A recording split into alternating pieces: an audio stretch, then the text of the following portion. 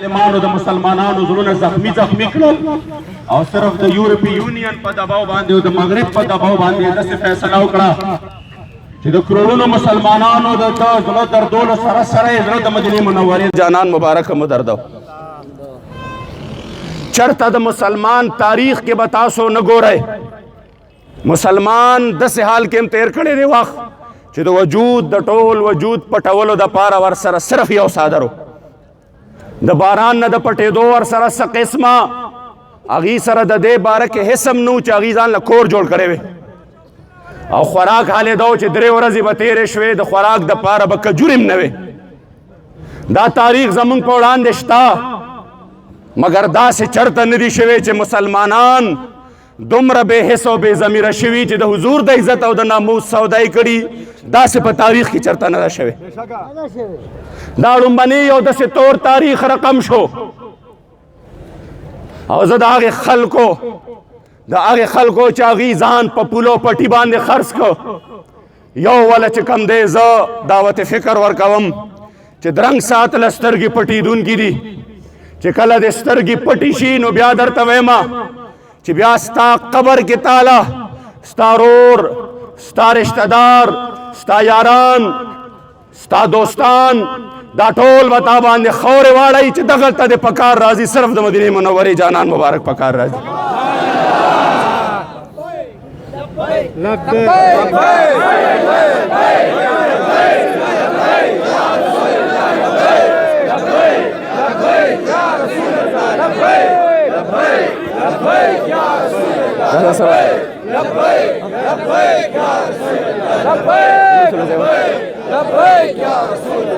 عزتمندو د افسوس خبره دا ده چې هغه فیصله وشوه نن د هغې خلاف تحریک لبیک یا رسول الله پاکستان د احتجاج اعلان کړی دی. تاسو ته پته ده احتجاج اعلان نن نورو خلکو هم کړی دی خو دا درېیمه ورځ ده هسې خو د 2 میاشتو نه یو بدترین کریک ډاون شروع دی تاسو ټولو علم کې ده او د جمعې د ورځ به هم ستاسو علم کې وي چې د جمعې ورځ حاجي آباد شریف داسې وي ته به دا مقبوضه کشمیر دی او کرفیو نافذ ده او دلته څوک راځي او د حضور علیه صلات وسلام د دین دشمنی کوي جوړی او دلته کې د امریکې سره وفاداری کوي او داسې حال جوړ دی. الله دې زموږ په حال باندې رحم وکړي. خو دا درېیمه ورځ ده چې کله ما د دې ننني احتجاج کال ورکړی دی یقین وکړئ په پېښور کې او په مختلفو ځایونو کې یو داسې عجیبه حالت شروع شوی دی چې د شپې په 1 بجه 2 بجې باندې د خلکو کورونو ته ورننوت دروازې ماتې کړي دي او بیا هغه خلک د کورونو نه غریبانانو کمیس هم نه دی اچولی هم داسې وښکلي دي. ګیله د دې خبرې نه ده چې زیاتې موږ سره ولې کېږي اخو ما اول نه ویلي و قسم په ذات د خدای ته به د ظلم و جبر انتهاو کې ستا لاسونه به هم ستړي شي ستا د ټوپکو شپېلی به هم چې کوم دی سړي شي ستا ګولی به هم ختمې شي خو دا جذبه او دا جرم تر لحده پورې دی دا به ختم نه شي انشاءالله.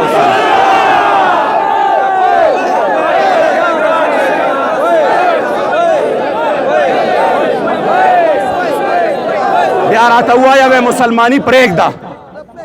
دا ایمان پرېښودل دي ایمان او انسان هر څه پرېښودی شي ایمان نشي پرېښودی.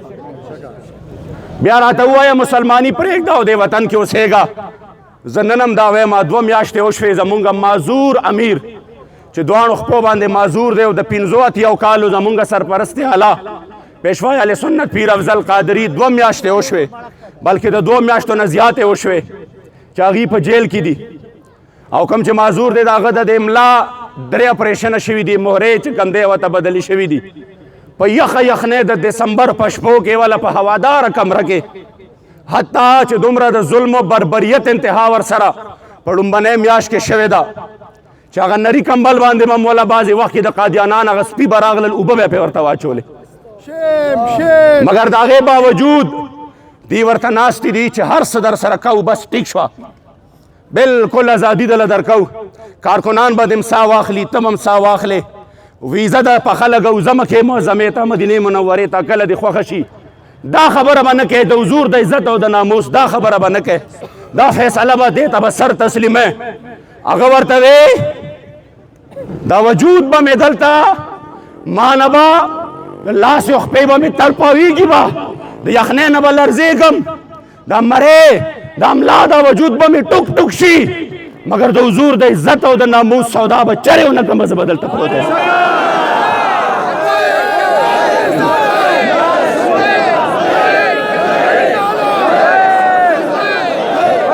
ځکه عزتمندو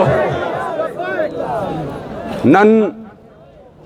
صرف تاسو ته د عمرزو خلکو ته دا یو پیغام درکومه زما تاسو له د راتلو مقصد صرف اور صرف یو دی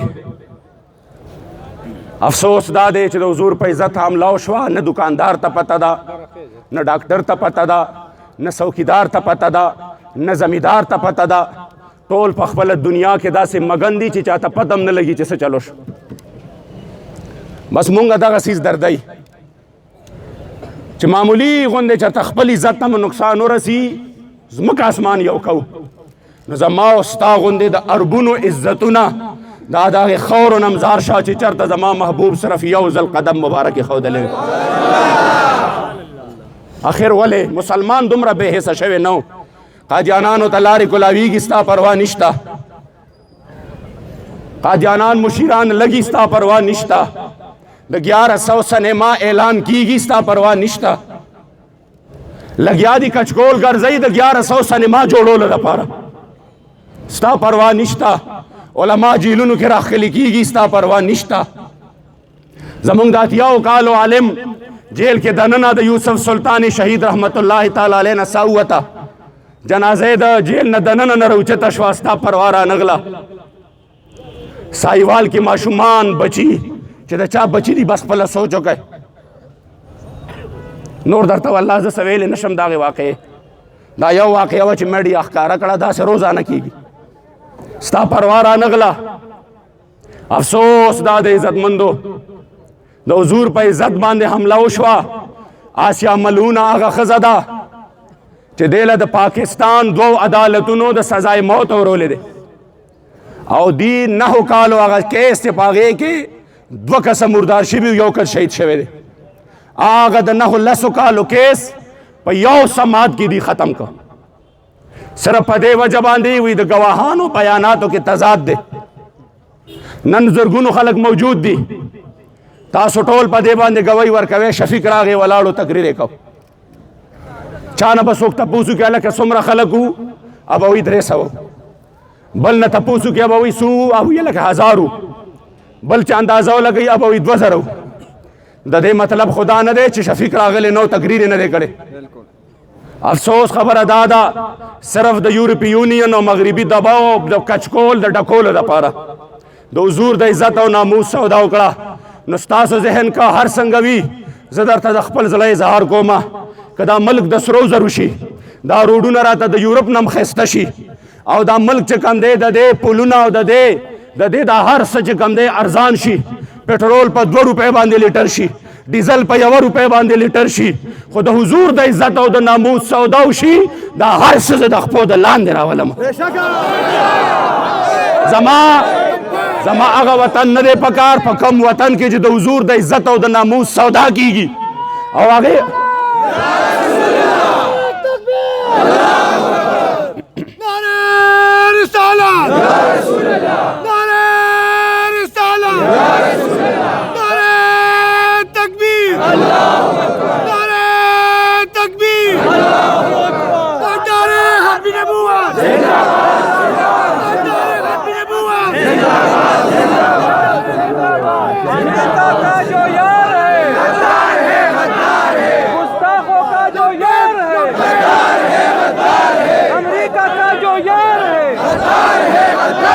गुस्ताख रसूल की एक ही सजा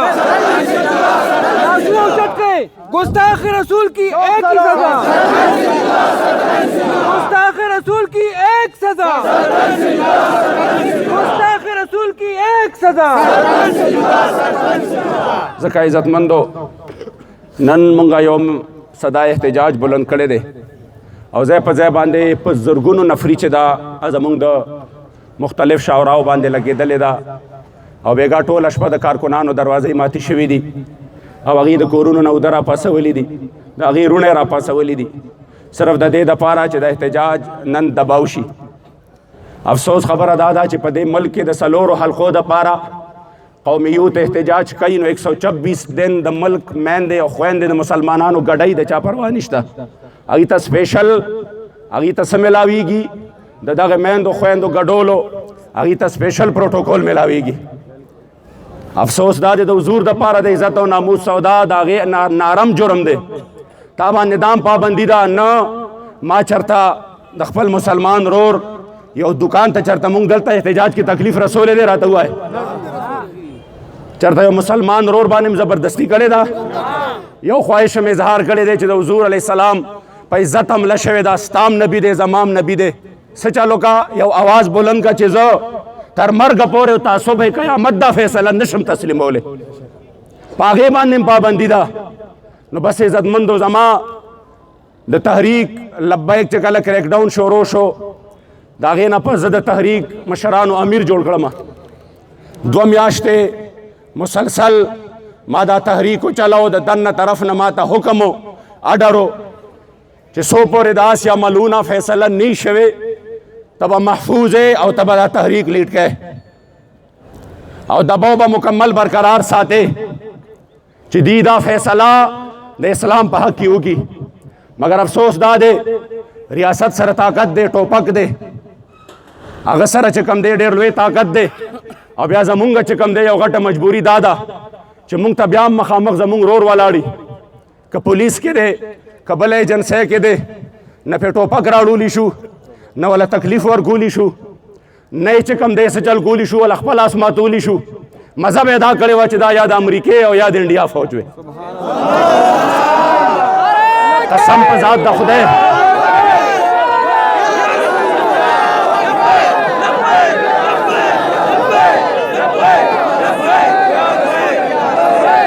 افسوس دا دی بیا به دنیا کتلې وه چې د حضور غلامان د حضور په عزت باندې خپل سینې څنګه چڼ چڼ کوي او د نورو سرونه څنګه ورانوي. افسوس دا دی چې مونږ دغه کار نشو کولی. مونږ باندې په فیض آباد کې 13 11 13 14 15 هزار شیل دا فایر شو سیده ګولۍ را باندې وچلې دی 8 زمونږ کارکنان په موقع باندې تړتکې والې په وینو کې پراته وو. بیا هم زمونږ امیر ویډیو موجود ده هغه دغه نوم دا اعلان کو خبردار پولیس والا ګوري زما بچي دي څه ورته ونه وایي.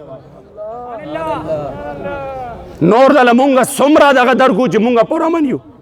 15 لکه خلک د ممتاز قادري جنازه کې راغونډ شو یو پاڼه چا نه ده چې کوم دی راشو کولی. مګر اخر چې زمونږ ایمانی غیرت باندې بار بار حملې کوئ نو مونږ د دې خپل زړه بړاس هم بیا نشو ویستی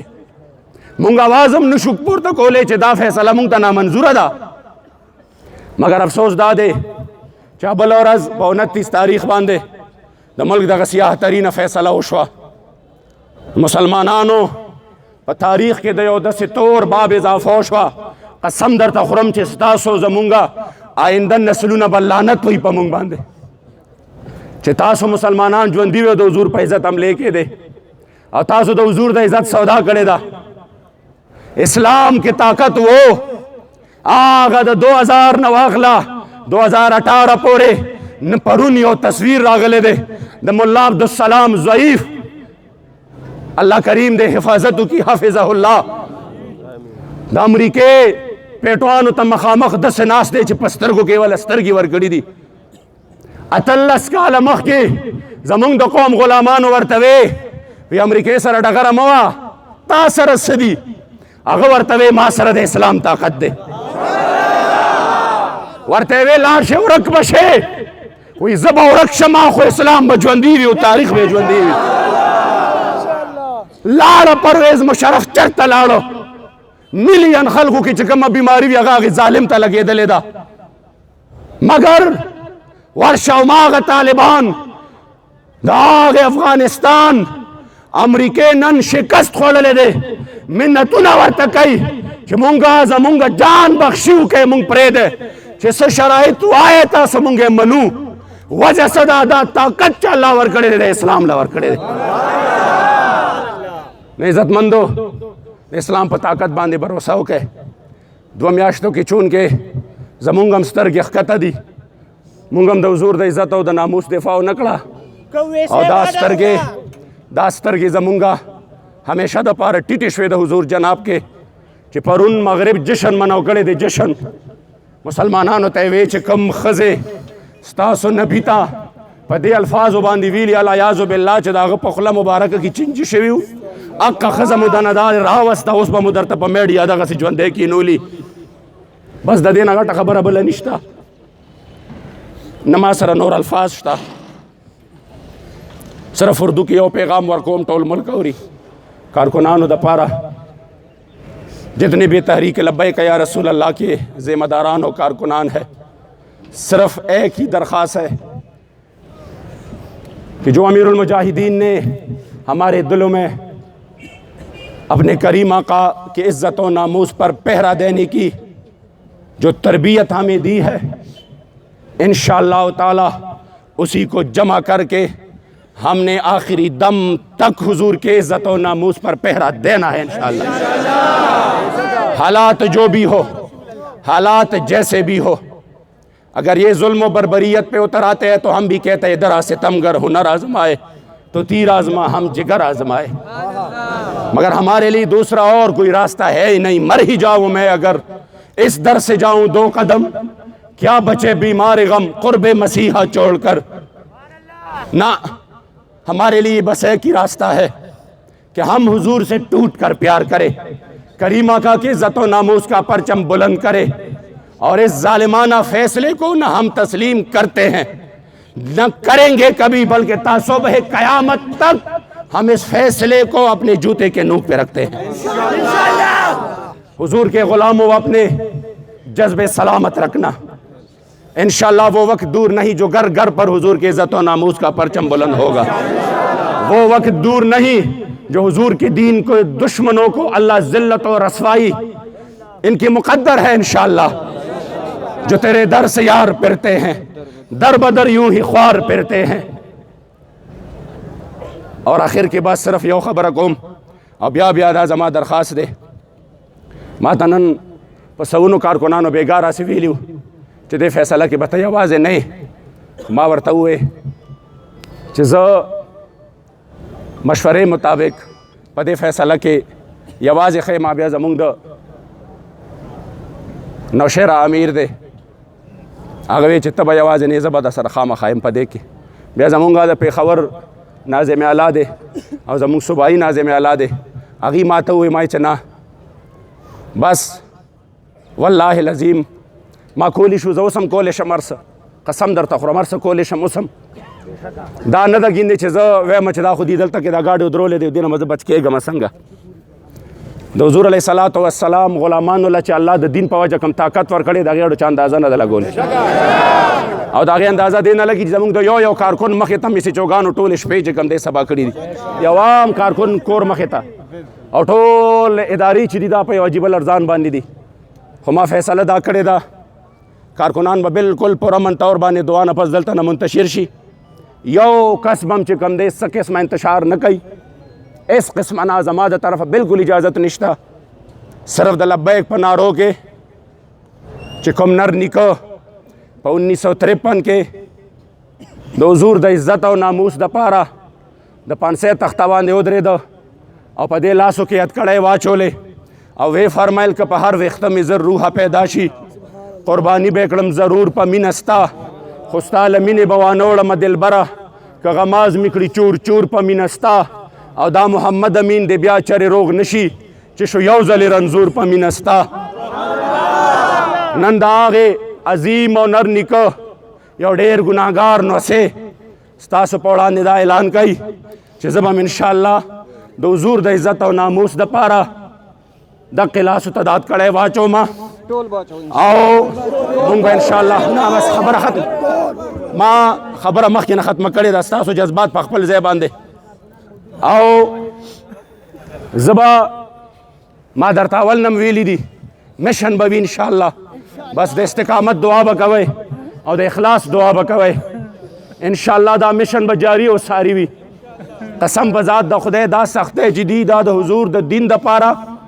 زمونږ دپاره یو ډېر لوی نوید د حضور علیه السلام د عزت او ناموس د حفاظت سناوي انشاءالله. او یو خبره مې درته وکړه، هغه چا دپاره مله خلک چرته ځي،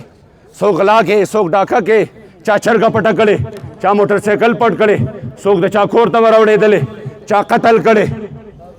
مونږ وایو دا هر څه په خپل ځای باندې مونږ تقاعد کړی چې صرف د حضور په نوم به راته اچوي. بس مونږ کرپشن نه دی کړی، مونږ ملک نه دی لوټ کړی، مونږ غداري نه ده کړې، مونږ ملک دوه لخت کړی نه دی، دهشتګردیم نه ده کړې، غداریم نه ده کړې. زمونږ جرم صرف دا دی چې د حضور د دین ناره وهو، نو دا جرم به د ژوند په هر ساعت کې وي او تر د ورځې تر قیامت پورې به وي.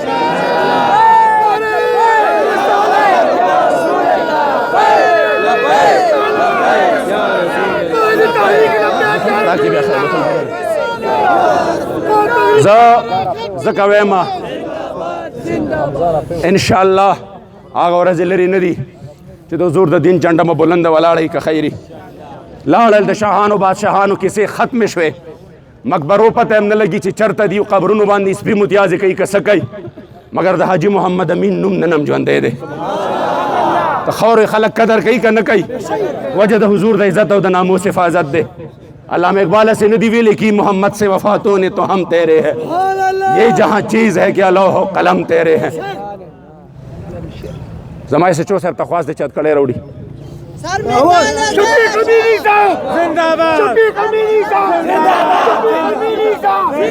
زمانہ رہنا، زمانہ رہنا، زمانہ رہنا. عزت مندو صرف اور صرف د حضور د عزت او د ناموس خبره ده، او په دغه باندې زو بالکل به مکمل به پرم نه، او د لبیک نارې به بل به یو نارم نه.